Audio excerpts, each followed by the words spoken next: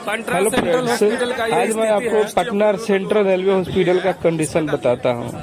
सभी विद्यार्थी जो रेलवे की तैयारी करते हैं, नौकरी में आना चाहते हैं, वो सोचते हैं कि हमको हॉस्पिटल की अच्छी स्थिति मिलेगी। यहाँ पर सही से डॉक्टर नहीं है, लाइन लगा हुआ है, आप देख सकते हैं।